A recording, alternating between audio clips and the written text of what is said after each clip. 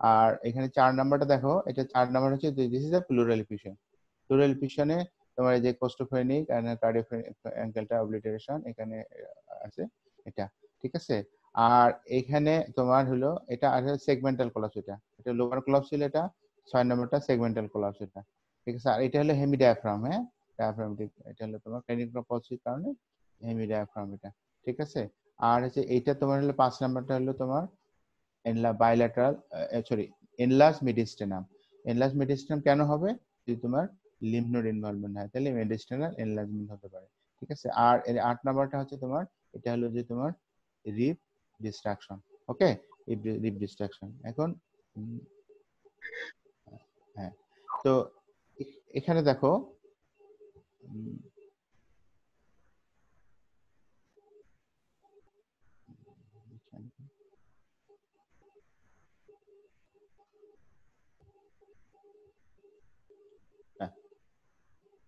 এখানে তোমার যে আমি আগে বলছিলাম যে কি কি হতে পারে, যে যদি যদি সেন্ট্রাল টিউমার হয়, হ্যাঁ সেন্ট্রাল টিউমার যদি হয় তাহলে টোটাল লাং কোলাপস হতে পারে। এখানে যদি লাং কোলাপস হওয়ার কারণে দেখা যাচ্ছে কি ডিসপ্লেসমেন্ট অফ দ্য ট্রাকে, এটা ডিসপ্লেসমেন্ট হয়ে গেছে, ঠিক আছে। আর হচ্ছে তোমার এখানে লাং ভলিউম কমে গেছে, হ্যাঁ ডায়াফ্রামটা উপরে উঠে গেছে। আর এখানে তোমার বলা হচ্ছে যে কম্পেনসেটরি এমফাইসিমা, ঠিক আছে, কম্পেনসেটরি এমফাইসিমা, ওকে, কম্পেনসেটরি এমফাইসিমা, হ্যাঁ ঠিক আছে, কম্পেনসেটরি এমফাইসিমা, ওকে। এই যে এখানে একটা তোমার এটা অরিজিনাল তোমার এটা দেখাচ্ছে, এই যে এখানে ট্রাকে এটা তোমার shifted to the right side. যদি ধরছে পর এরকম একটা এক্সরে তোমাদের পরীক্ষার সময় দেওয়া হয় তাহলে তোমরা এটা কিভাবে ডিসক্রাইব করবে? ডিসক্রাইব কিভাবে করতে হবে, যে তোমার বলতে হবে যে চেস্ট এক্সরে পিভি শোয়িং তোমার homogeneous opacity involving the all zone of the right lung. Trachea is shifted towards the right. Cardiac shadow is obscure. There is a hyper infiltration of the left lung. ঠিক আছে, তাহলে diagnosis কি বলবা তোমরা? এটা বলতে হবে তোমার এটা কলাপস, রাইট সাইডের কমপ্লিট কলাপস, ঠিক আছে। কমপ্লিট যদি বলা হয় যে তোমার এটা না কেন তোমার হয় না, ইট ইজ আ ফাইব্রোসিস, ঠিক আছে, তখন কি বলবা? এটা কলাপস বললা, ফাইব্রোসিস কেন বলবা না? Fibrosis why not it is fibrosis, তখন বলতে হবে যে রিক্রাউডিং, ঠিক আছে, fibrosis long standing process, that's why there will be recrowding, মানে রিপলে একটার সাথে আরেকটা লেগে যাবে, যেটাকে বলা হচ্ছে রিক্রাউডিং। শুনতে পাচ্ছ আমার কথা? হ্যালো হ্যালো, শোনা যায় স্যার, শোনা যায়। জি স্যার। হ্যাঁ, তাহলে এটাকে বলা হচ্ছে রিপ ক্রাউডিং। তো রিপ ক্রাউডিং যখন থাকবে তখন this goes in favour of fibrosis. আর if there is no rib crowding তাহলে সেটাকে বলবো আমরা কলাপস, ঠিক আছে। এটা হলো এই দেখে আমরা বলবো। তাহলে আমরা দেখো এটা হলো তোমার এই সেন্ট্রাল কলাপসের কারণে এই পেশেন্টের এই কলাপস নিয়ে চলে আসছে এবং কম্পেনসেটরি এমফাইসিমা নিয়ে চলে আসছে, ঠিক আছে। আর এখানে দেখো একটা তোমার একটা পেরিফেরাল শ্যাডো আসছে, পেরিফেরাল শ্যাডো। এটাকে যদি ডেসক্রাইব করতে বলা হয় তাহলে তোমার কি বলবা, যে এটা rounded opacity in the lower and mid zone of the left lung and with a তোমার হচ্ছে এয়ার ফ্লুইড লেভেল যদি বলা হয়, এয়ার ফ্লুইড উপরে দেখো যে একটু এয়ার ফ্লুইড, উপরে এয়ার আছে না আর সাথে ফ্লুইড আছে, সেদিন বলতে হবে যে এয়ার ফ্লুইড। তো এটার ডিফারেন্সিয়াল ডায়াগনোসিস হবে কি কি, এটা তোমার বলতে হবে যে লাং অ্যাবসেস, ঠিক আছে। এই লাং অ্যাবসেস তোমার সামটাইমস ব্রঙ্কিয়াল কার্সিনোমা তোমার এরকম ক্যাভিটেশন নিয়ে প্রেজেন্ট করতে পারে পেরিফেরিতে, ঠিক আছে। তাহলে লাং অ্যাবসেসের একটা ডিফারেন্সিয়াল ডায়াগনোসিস হচ্ছে তোমার ক্যাভিটেটিং ম্যালিগনেন্সি, ঠিক আছে। এখন how we will difference between the একটা তোমার এটা পায়োজেনিক অ্যাবসেস নাকি তোমার এটা হলো যে তোমার টিউবারকুলার অ্যাবসেস নাকি এটা তোমার হলো যে তোমার malignant abscess, how you will difference, কিভাবে ডিফারেন্স করবা? এটা ডিফারেন্স করার জন্য আমার তো আচ্ছা হ্যালো ভিডিওটা হ্যালো, হ্যাঁ। তো এখন তোমরা এটা কিভাবে ডিফারেন্সিয়েট করবা? তো ডিফারেন্সিয়েট করার জন্য আমি কতগুলো পয়েন্ট বলি তোমাদেরকে। How you will difference between যে তোমার ইট ইজ এ তোমার pyogenic abscess or it is a তোমার হলো টিউবারকুলার অ্যাবসেস আর হলো ক্যাভিটেটিং ম্যালিগনেন্সি। এটা কিভাবে ডিফারেন্স করবা? এটা ডিফারেন্স করার জন্য কতগুলো পয়েন্ট খেয়াল করবা। খেয়াল করো, যদি তোমার এই এটা যদি প্রথম খেয়াল করো সাইড, লেখো সাইড সাইড, ঠিক আছে। তারপর হচ্ছে থিকনেস অফ দা তোমার ক্যাভিটি ওয়াল, তারপর হচ্ছে তোমার রেগুলারিটি, ঠিক আছে, আর হলো অ্যামাউন্ট অফ ফ্লুইড কালেকশন, ঠিক আছে। এগুলো দেখে আমরা ডিফারেন্সিয়েট করব। এখন ধরো যে তোমার সাধারণত লোয়ার জোনে যদি হয়, লার্জ ক্যাভিটি হয়, lower zone large cavity thin wall যদি থাকে এবং হিউজ অ্যামাউন্ট যে কালেকশন থাকে, দিস ইজ পায়োজেনিক অ্যাবসেস। আমি আবার বলতেছি যে তোমার the lesion is the lower zone, large capillary lesion, huge collection, আর হচ্ছে তোমার যদি থিন ওয়াল থাকে, ঠিক আছে, আর যদি তোমার ক্যাভিটি যদি সেন্ট্রিক হয় তাহলে এটা পায়োজেনিক, ঠিক আছে। আর যদি এটা আপার জোনে থাকে, স্মল সাইজ থাকে, তোমার ঠিক যদি তোমার ইয়ে থাকে, ওয়াল থাকে, আর যদি কালেকশন মিনিমাম অথবা ড্রাই থাকে, দিস ইজ তোমার হলো টিউবারকুলার ক্যাভিটি রিলেশন। আর যদি তোমার হাইলার রিজনে থাকে, তোমার এই ক্যাভিটেশনটা যদি এক্সেন্ট্রিক হয়, ওয়ালটা যদি তোমার ইরেগুলার হয়, সানরে অ্যাপিয়ারেন্স থাকে, আর মিনিমাম যদি কালেকশন থাকে, that is due to bronchial carcinoma অথবা ক্যাভিটারি ম্যালিগন্যান্সির কারণে হতে পারে, ঠিক আছে। ওকে, তাহলে আমরা একটা পেশেন্ট এক্সরে দেখে যদি দেখি যে একটা পেশেন্টের ক্যাভিটি সাইজ, তারপরে তোমার ওয়াল থিকনেস আর কালেকশন দেখে আমরা বলতে পারবো আপার জন্য হইলে এটা টিউবারকুলার, লোয়ার জন্য হলে পায়োজেনিক, আর যদি তোমার হাইলামে হয় সেটা হলো তোমার ক্যাভিটেটিং ম্যালিগন্যান্সি। ঠিক আছে, এখানে আমি এগুলো আগেই বলছিলাম নন মেটাস্ট্যাটিক ম্যানিফেস্টেশন কি কি আছে, এটা আমি আগে বলছিলাম, এটা তোমরা দেখে নিও পাওয়ার একটু। ওই যে সবচেয়ে যেটা হয় হলো তোমার এডিএসটা হয় আর কি, ব্রঙ্কিয়াল কার্সিনোমাতে এডিএস সিক্রেশন হওয়ার কারণে syndrome of inappropriate antidiabetic hormone, হ্যাঁ, এআরডি, হ্যাঁ, ঠিক আছে, এটাকে বলা হচ্ছে তোমার সিআরট বলা হয়। সিআরটা তোমার কমনলি পাবা, পেশেন্ট গুলো হাইপোনেট্রিমিয়া প্রেজেন্ট করবে, ঠিক আছে, উইকনেস, লেথার্জি করবে। তো এরকম রিকারেন্ট যদি এরকম হাইপোনেট্রিমিয়া আসে, তখন খেয়াল করতে হবে যে পেশেন্টের হয়তোবা syndrome of inappropriate ads secretion আছে। সেক্ষেত্রে তোমার ওই লাং এক্সরে করতে, চেস্ট এক্সরে করে দেখতে হবে তার কোনো ব্রঙ্কিয়াল কার্সিনোমা আছে কিনা। আর একটোপিক হরমোন সিক্রেশন হয় হলে তোমার কি কি হতে পারে? একটোপিক সিক্রেশন হলে কুশিং সিনড্রোম হতে পারে, তারপরে হলো তোমার গাইনোকোমাসি হতে পারে, ঠিক আছে, কুশিং সিনড্রোম, গাইনোকোমাসি হতে পারে, ঠিক আছে। আর হাইপারক্যালসিমিয়া হয় তোমার হলো কি কারণে? তোমার প্যারাথাইট লাইক পেপটাইড সিক্রেশন করে, সে কারণে তোমার হাইপারক্যালসিমিয়া। হাইপারক্যালসিমিয়া প্রেজেন্টেশন কি তোমরা জানো? সেটা হচ্ছে তোমার হাইপারভিসকোসিটি সিনড্রোম হতে পারে, হাইপারভিসকোসিটি ডিজিনেস, গ্রিডিনেস হতে পারে, তারপরে মাসেল টুইস্টিং হতে, পেইন হতে পারে, আর patient present with the cardiac dysarrhythmia হতে পারে, ঠিক আছে, ডিসএরিথমিয়া নিয়ে প্রেজেন্ট করতে পারে এটা, ঠিক আছে, এগুলো হতে পারে। আর কি হতে পারে?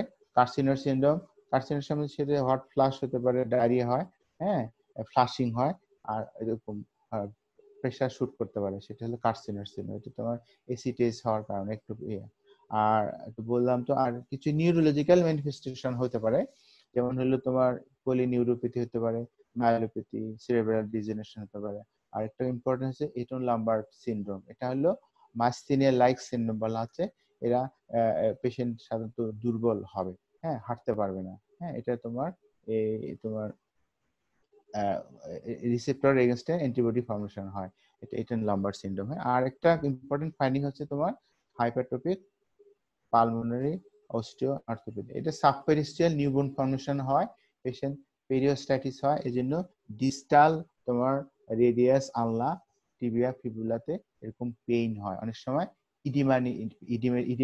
ইডিমেটাস থাকে, এটাকে বলা হচ্ছে হাইপারট্রফিক পালমোনারি অস্টিওআর্থ্রোপ্যাথি। যদি কোনো ব্রঙ্কিয়াল কার্সিনোমা পেশেন্ট বা কোনো পেশেন্ট যদি ক্লাবিং সাসপেক্ট করো, you have to squeeze the wrist of the patient, ঠিক আছে। যদি পেশেন্ট পেইন ফিল করে তাহলে মনে করতে হবে যে তার হলে হাইপারট্রফিক পালমোনারি অস্টিওআর্থ্রোপ্যাথি আছে, হ্যাঁ, সেক্ষেত্রে টিউমার এক্স-রে করলে আমরা দেখতে পাওয়া যায় চেস্টের মধ্যে কোনো একটা লেশন আছে। পেশেন্ট অনেক সময় নেফ্রোটিক প্রেজেন্টেশন নিয়ে প্রেজেন্ট করতে পারে এই ব্রঙ্কিয়াল কার্সিনোমা, ঠিক আছে। Elderly patient above 60 having history of smoking, has history of hemoptysis, and patient present with generalized swelling, and patient has got T plus proteinuria. Then in the adult case, adult nephrotic syndrome, we always think about the secondary cause. The one of the solid tumor causing nephrotic syndrome is the bronchial carcinoma, lymphoma. ঠিক আছে, সেই lymphoma এগুলো হচ্ছে atypical presentation of the bronchial carcinoma. আর কি হতে পারে? Polymyositis and dermatomyositis. তো পলিমার মাসেল হচ্ছে ইনফ্লামেশন, ঠিক আছে, আর স্কিন ইনফ্লামেশন হচ্ছে তোমার ডার্মাটোমায়োসাইটিস। এবং অনেক সময় পেশেন্ট ইউসিনোফিলি নিয়ে যে ব্লাড ফিল্ম করলে রিকারেন্ট তার হচ্ছে ইউসিনোফিল রেজ, ইউসিনোফিল কাউন্ট, সিএফটি ফাইলিরে করা হলো নরমাল, এনটিএলমিন্টিক দেওয়া হলো নরমাল, কিছুতেই তার হলো দেওয়া যাচ্ছে না, তখন আমরা এক্সরে করলে দেখতে পাবো যে তার হলো কোনো ব্রঙ্কিয়াল কার্সিনোমা আছে, ঠিক আছে। এই জন্য অনেক সময় ইউসিনোফিলিয়ার কজ একটা হচ্ছে তোমার ব্রঙ্কিয়াল কার্সিনোমা, ঠিক আছে। তো ইনভেস্টিগেশন আমরা অলরেডি বলে ফেলছি। তো এখানে আমাদের ইনভেস্টিগেশনের এইম হচ্ছে টু এস্টাবলিশ দ্য ডায়াগনোসিস, আর হচ্ছে তোমার determine the histopathological type and to see the extent of the disease. আমরা এটা দেখতে হবে, এটা আমাদের মাথার মধ্যে থাকতে হবে। As well as we have to assess the physical condition of the patient or comorbidity like diabetes mellitus, hemoglobin percentage, cardiac reserve, and respiratory reserve. We have to assess for the treatment purpose also, ঠিক আছে। তাহলে এই মাথায় রেখে আমাদেরকে investigation করতে হবে, তাহলে ঠিক আছে। তা আমরা কি কি করতে পারি? তো ইনভেস্টিগেশনের মধ্যে আমরা ইমেজিং করতে পারি। আমরা প্রথম হচ্ছে যে আমাদের কমনলি ইজিলি অ্যাভেলেবল ইনভেস্টিগেশন হচ্ছে যে আমাদের চেস্ট এক্সরে করবো আমরা। দেন আমরা চেস্ট এক্সরে পরে যেটা করবো, চেস্ট এক্সরে আমি অলরেডি বলে ফেলছি কি কি ফাইন্ডিংস পাওয়াটা, আর যাচ্ছি না আমি ওদিকে। তারপর আমরা সিটি স্ক্যান করতে পারি, ঠিক আছে। আমরা সিটি স্ক্যান করবো, ওকে। সিটি স্ক্যান করলে এখানে আমরা দুটো জিনিস আমরা ডায়াগনোসিস করতে পারি। কিভাবে করব? সিটি গাইডেড এফএনএসিস করবো আমরা। সিটি গাইডেড এফএনএসিস করে হিস্টোপ্যাথোলজিক্যাল টাইপ আমরা বের করতে পারবো। আর কি করতে পারি? আমরা সিটি স্ক্যান করে আমরা দেখতে পারি এক্সটেন্ট অফ দ্য ডিজিজ, দেখতে পারি কি করে কোথায় কোথায় তার হলো কত দূর মিডিস্টান ইনভলভমেন্ট আছে কিনা, কার্ডিয়াক ইনভলভমেন্ট আছে কিনা, কোনো বোনসে ইনভলভমেন্ট আছে কিনা, এটা আমরা দেখতে পারি, ঠিক আছে। এটা করা যায়। সেজন্য CT scan is very important tools for the diagnosis and management of the bronchial carcinoma, okay. হ্যাঁ, আচ্ছা,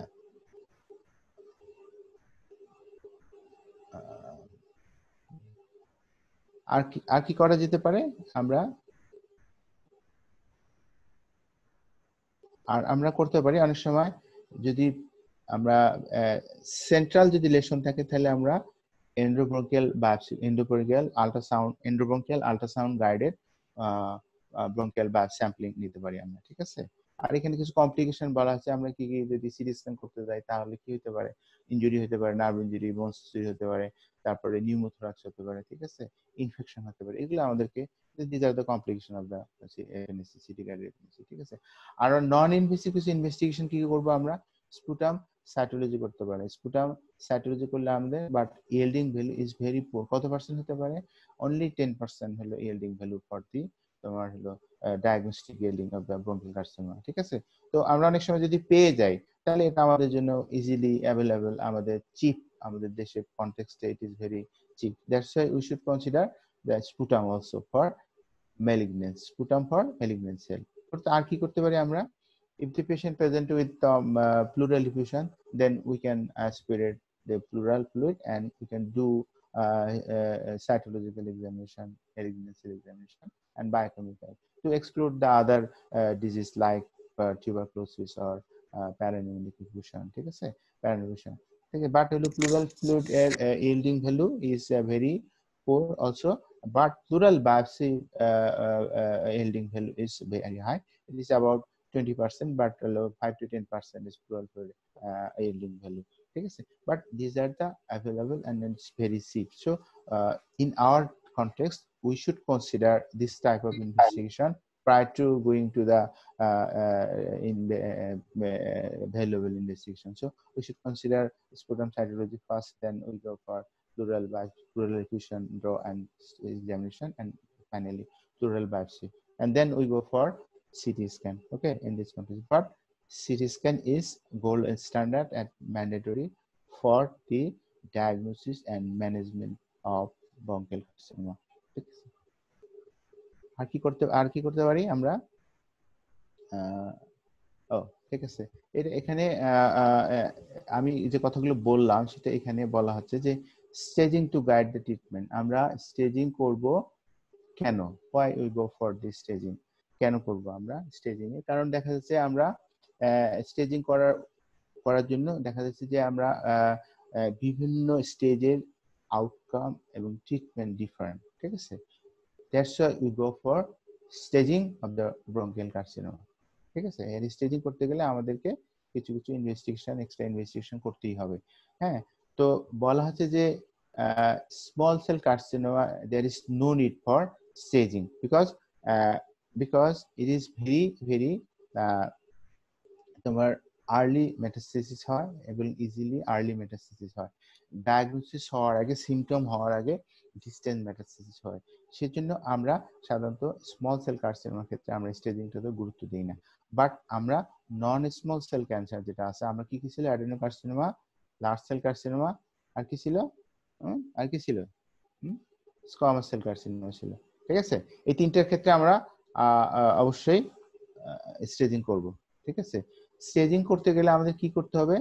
আমরা সিটি গাইড করব, সিটি কম্বাইন করব। আমরা সিটি গাইডের সাথে আমরা পেট স্ক্যান করব। পেট স্ক্যান হচ্ছে পজিট্রন ইমিশন টোমোগ্রাফি করব আমরা। হ্যাঁ, এই পজিট্রন ইমিশন টোমোগ্রাফি, এটা দেখা হয় সাধারণত ডিস্টেন্ট কোনো মেটাস্টেসিস আছে কিনা। ধরো সে ফর একটা পেশেন্টের ব্রেন মেটাস্টেসিস আছে, হ্যাঁ, অথবা পেশেন্টের ধরো যে তোমার কোনো টিবিআর মধ্যে মেটাস্টেসিস আছে, এইটা দেখার জন্য আমাদেরকে পেট স্ক্যান করতে হবে। আর তো আমাদের দেশে আমরা রেডিও আমরা রেডিও অ্যাক্টিভ আয়োডিন আমরা ট্রেসার ডোজে দিয়ে আমরা এটাকে ডিটেক্ট করতে পারি। ঠিক আছে, এটা করা যেতে পারে। তো মেইনলি তবে it is superior to do PET scan. আমাদের দেশের পেট স্ক্যান অ্যাভেলেবল আছে, এটা 55,000 টাকার মতো লাগে যদি আমরা ডিস্টেন্ট মেটাস্টেসিস। অনেক সময় দেখা যাচ্ছে থেরাপি দেওয়ার পরে পেশেন্টের কোনো রিমন্যান্ট থাকলো কিনা বা কোনো হিডেন বা স্যাংচুয়ারি সাইট, মানে গোপনীয় সাইট কোথায় ওখানে ডিপোজিট হয়ে আছে কিনা, এটা ডিটারমাইন করার জন্য আমাদেরকে অবশ্যই পেট স্ক্যান করতে হবে। ঠিক আছে, এটা বলা হচ্ছে combined CT and whole body PET scan is for the metabolic activity of the metastasis. ঠিক আছে, এটার জন্য আমাদেরকে অবশ্যই লাগবে। আর আমরা আর কিছু এডিশনাল ইনভেস্টিগেশন করব, সেটা হচ্ছে আমি একটু আগে বলছিলাম তোমার হেডের সিটি করতে পারেন সব বোন মেটাস্টেসিস দেখার জন্য। আর রেডিও নিউক্লিয়েট বোন স্ক্যান করা যেতে পারে, আমি বলছি রেডিও অ্যাক্টিভ বায়োপসির কথা বলছিলাম। আবার লিভারে মেটাস্টেসিস আছে কিনা সেটা দেখার জন্য আমরা আল্ট্রাসাউন্ড করতে পারি, আর বোন ম্যারো করতে পারি আমরা, এগুলো দেখবো আমরা। হ্যাঁ, আর কিছু আমরা হেমাটোলজিক্যাল এন্ড বায়োলজিক্যাল আমরা কিছু টেস্ট করব, এটা ম্যানেজমেন্ট পারপাসে। ঠিক আছে, আর আমাদেরকে অবশ্যই ব্রঙ্কোস্কোপি আমাদেরকে করতে হবে। ব্রঙ্কোস্কোপি করতে হবে আমাদেরকে, যে আমাদের একটা স্টেজিং এর ক্রাইটেরিয়া আছে, 2 centimetre away from the corona or 2 centimetre near to the corona. এইটার উপর, এটাকে দেখার জন্য আমাদেরকে অবশ্যই একটা ব্রঙ্কোস্কোপি করতে হবে যে আমাদের ক্যারিনা কোনটা, হোয়াট ইজ ক্যারিনা? ক্যারিনা কি স্যার? দুইটা ট্র্যাকে আছে জয়েন্ট। ট্র্যাকের বাইরে যে সাইডটা, ওটাকে বলা হচ্ছে। যত ক্যারিনা থেকে দূরে টিউমার যাবে তার হলো প্রগনোসিস ভালো হবে। ঠিক আছে, সার্জারি তাহলে ফিজিবল হবে। ঠিক আছে, এই জন্য আমাদেরকে ব্রঙ্কোস্কোপি করতে হবে, ব্রঙ্কোস্কোপি। ঠিক আছে, আর যাই হোক, এখন এই হলো তোমার ইনভেস্টিগেশন, এগুলো করবো আমরা। হ্যাঁ, ইনভেস্টিগেশন। আর আমরা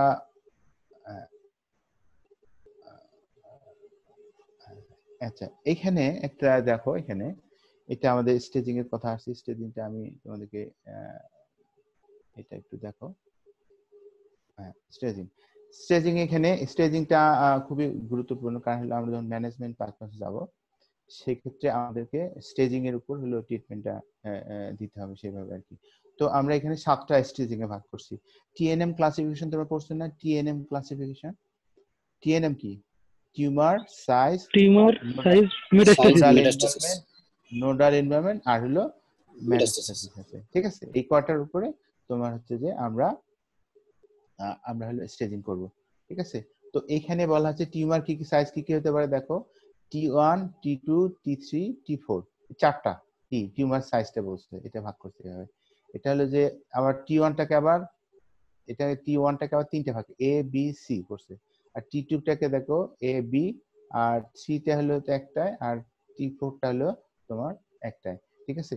1 হচ্ছে তোমার লেস দেন 1 সেন্টিমিটার, এটার প্রগনোসিস খুব ভালো, হ্যাঁ, এটা প্রেজেন্টেশনও তোমার হলো খুব ইয়ে আর কি, হ্যাঁ, মানে ম্যাক্সিমাম প্রেজেন্টেশন নিয়ে আসে এরকম, ঠিক আছে।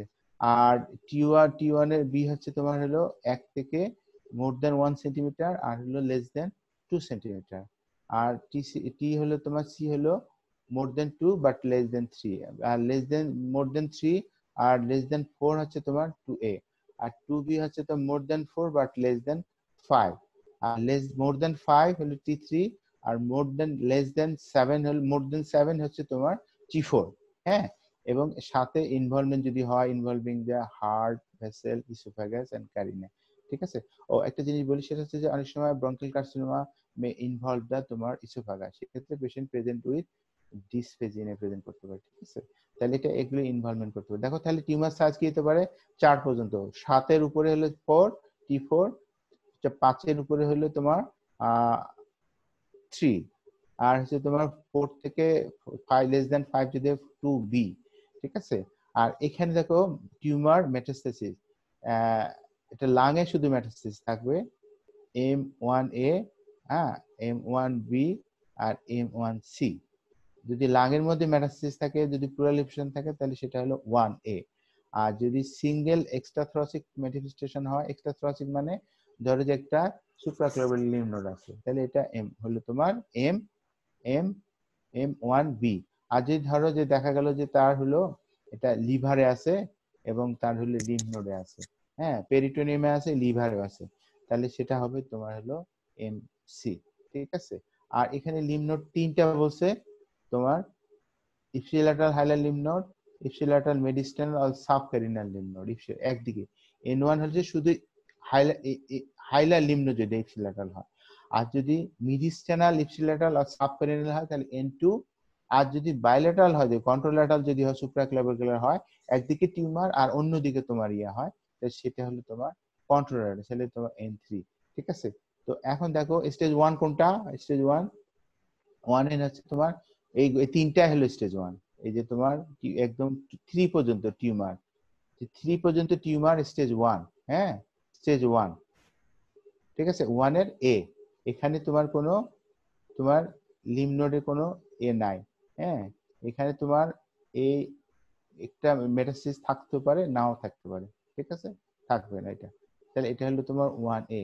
সিমিলারলি তোমার বিটা দেখো সাইজ দিয়ে, টিউমারের সাইজ 3 তোমার থেকে 4, হ্যাঁ, এটা থাকবে, এটা হলো 2, হ্যাঁ। আর এটা হলো তোমার, আর এটা 2 1 এর, এটা বি, এটা 1A আর এটা হলো 1B।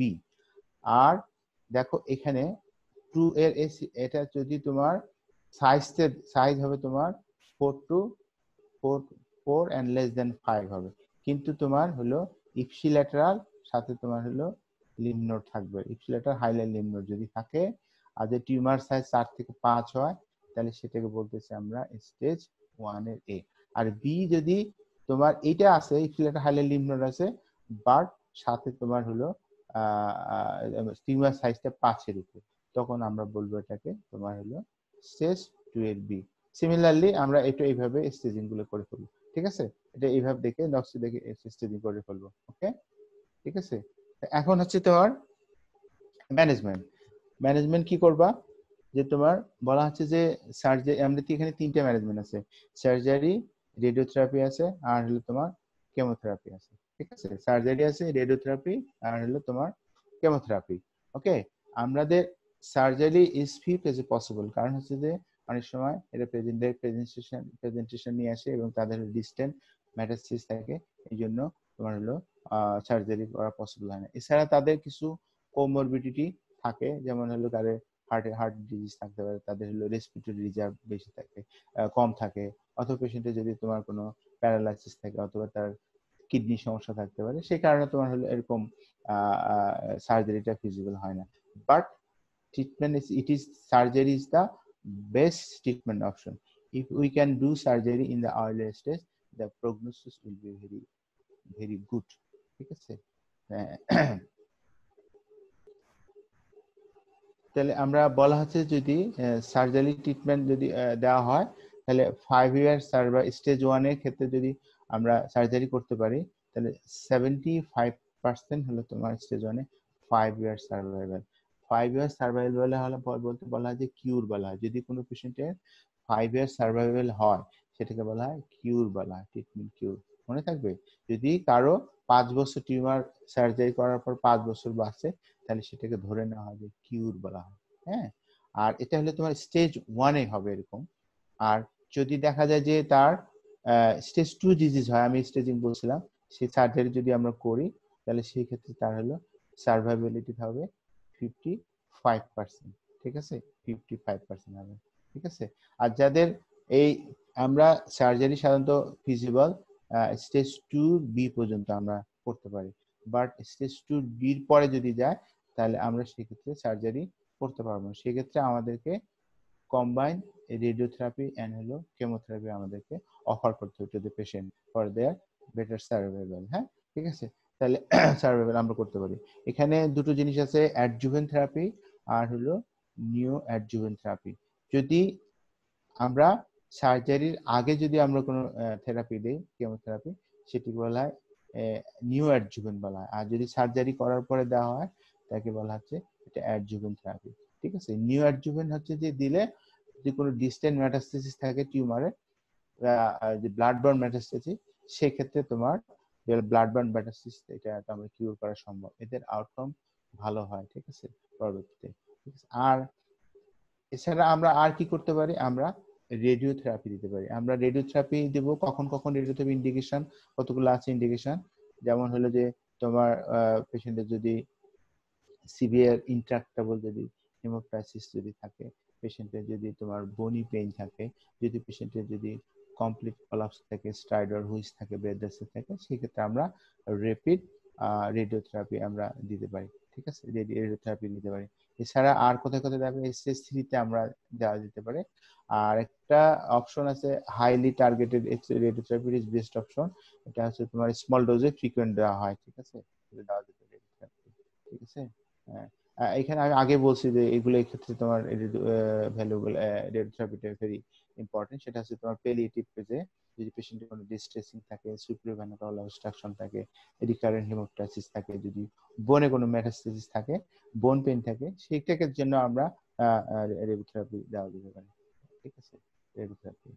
আর কেমোথেরাপি আমরা দিব, কেমোথেরাপি বলা হচ্ছে যে এটা আসলে স্মল সেল কার্সিনোমা। আমি আগে বলছিলাম surgery is not possible in the small cell carcinoma and it is not the chemo radio sensitive, so in that case we can consider the chemotherapy to this patient. ঠিক আছে, আমরা আর chemotherapy দিলে এদের survival হয়তো 3 months তে 1 year পর্যন্ত হতে পারে। আর আমরা এটা কি করব, আমরা এটা মাল্টি ডিসিপ্লিনারি ট্রিটমেন্টের মাধ্যমে আমরা এটা দিতে হবে, আমাদেরকে বিভিন্ন জনকে ইনভলভমেন্ট করতে হবে। তা আমরা কি কি ওষুধ ইউজ করতে পারি, হঠাৎ drug we can use for the chemotherapy, cyclophosphamide use করতে পারি, ডক্সিরোসিন ইউজ করতে পারি, ভিনক্রিস্টিন আর সিসপ্লাটিন ইউজ করা যেতে পারে। ঠিক আছে, এছাড়া কিছু তোমার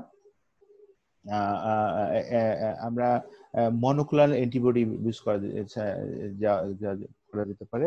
এটা বলে epidermal growth factor receptor blocker. এটা হ্যাঁ, এটা বলে বেভাসিজুমাব ইউজ করা যেতে পারে। এটা এছাড়া টাইরোসিন কাইনেজ ইনহিবিটর আরলুটেনিব ইউজ করা যেতে পারে। তাহলে যদি এটাও বলা হতে পারে যে তোমার অনেক সময় জিজ্ঞেস করা হয় যে biological agent which can use for the treatment of the টঙ্কিল কার্সিনোমা, বলতে হবে যে দিস ইজ ফর তোমার হলো কি কি যে বেভাসিজুমাব ইউজ করা যেতে পারে। এটা হলো তোমার endothelial growth factor receptor blocker এটা।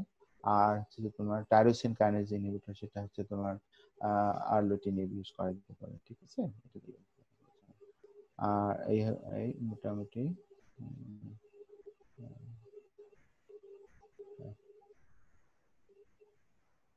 So now finally we come to the conclusion.